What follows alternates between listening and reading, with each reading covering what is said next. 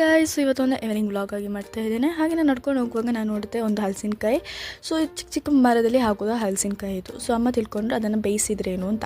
So ಅದು ಅಮ್ಮ ಬೇಯಿಸ್ಲಿಕ್ಕೆ ತಗೊಂಡು ಹೋದ್ರು. ಹಾಗೆ ನಾನು ಯೋಚನೆ ಮಾಡಿದೆ, ನಾನು ಮೀನುಗಳಿಗೆ ಫುಡ್ ಕೊಡಲಿಲ್ಲ ಅಂತ. ಮೀನಿಗೆ ಫುಡ್ ಕೊಡಲಿಲ್ಲ, ನನ್ನ ಅಪ್ಪ ನನಗೆ ಸರಿ ಬೈತಾರೆ. ಸೊ ಅದ ಕಾರಣ ನಾನು ಮೀನಿಗೆ ಫುಡ್ ಕೊಡಲಿಕ್ಕೆ ಅಂತ ಹೋಗುವಾಗ ನಾನು ನೋಡಿದೆ ಲೋಟಸ್. ಇಷ್ಟುವರೆಗೆ ನನಗೆ ಲೋಟಸ್ನ ನೋಡಲಿಲ್ಲ, ಬಿಕಾಸ್ ನಮ್ಮ ಮನೆಯಿಂದ ಹೊರಗೇ ಬರ್ತಾ ಇರಲಿಲ್ಲ. ಇವತ್ತೇನೋ ನಾನು ಬಂದೆ. ಈ ಸ್ಪೆಷಾಲಿಟೀಸ್ ಅಂತ ಹೇಳಿದರೆ ಚಿಕ್ಕ ಚಿಕ್ಕ ಮರದಲ್ಲೆಲ್ಲ ಫ್ರೂಟ್ಸ್ ಆಗ್ತದೆ, ಲೈಕ್ ಮ್ಯಾಂಗೋ, ಚಿಕ್ಕು, ಚೆರಿ, ಹಾಗೆ ವೆರೈಟೀಸ್ ಎಲ್ಲ ಆಗ್ತದೆ. ಅದು ನಮ್ಮ ಮನೇಲಿ ಸ್ಪೆಷಾಲಿಟೀಸ್ ಇರೋದು. ಹಾಗೆ ನಾನು ನೋಡೋದು ಗೇರು ಬೀಜ ಸಹ ಇತ್ತು. ನನಗೆ ಗೇರು ಬೀಜ ಅಂತ ಹೇಳಿದ್ರೆ ಅಷ್ಟು ಇಷ್ಟ ಇಲ್ಲ, ಬಟ್ ಏನೋ ಅಂತ ತಿಳ್ಕೊಂಡು ಇವತ್ತು ಟ್ರೈ ಮಾಡುವ ಅಂತೇಳಿ.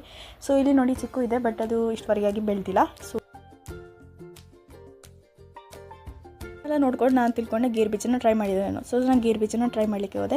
ನೋಡಿದ್ರೆ ಆ್ಯಕ್ಚುಲಿ ಅದು ಹಣ್ಣು ಆಗಲಿಲ್ಲ. ಸೊ ಆದ ಕಾರಣದಿಂದ ಅದು ಟೇಸ್ಟ್ ಅಷ್ಟು ಇರಲಿಲ್ಲ. ಸೊ ನಾನು ಅದನ್ನು ಬಿಸಾಕಿದೆ. ಹಾಗೆ ಮತ್ತು ನಾನು ನೋಡುವಾಗ ಅಮ್ಮ ಹಲಸಿನಕಾಯಿ ಬೇಯಿಸ್ತಾ ಇದ್ದರು. ಸೊ ಅದೆಲ್ಲ ರೆಡಿಯಾಗಿದ್ದೆ. ಹಲಸಿನಕಾಯಿ ಬೇಯಿಸಿದ್ದು ಮತ್ತು ಚಿಕನ್ ಸಾರು ನನಗೆ ಕೊಟ್ಟರು. ಸೊ ನಾನು ತಿನ್ನಲಿಕ್ಕೆ ಅಂತೇಳಿ ನಾನು ಸ್ಟಾರ್ಟ್ ಮಾಡಿದೆ. ತುಂಬಾ ಚೆಂದ ಇತ್ತು, ಅದರದ್ದು ಟೆಕ್ಸ್ಚರ್ ತುಂಬಾ ಚೆಂದ ಇತ್ತು, ನನಗೆ ತುಂಬಾ ಇಷ್ಟ ಆಯಿತು. ಸೊ ಇವತ್ತಿನ ವೀಡಿಯೋ ಅಷ್ಟೇ ಗಾಯ್ಸ್. So bye.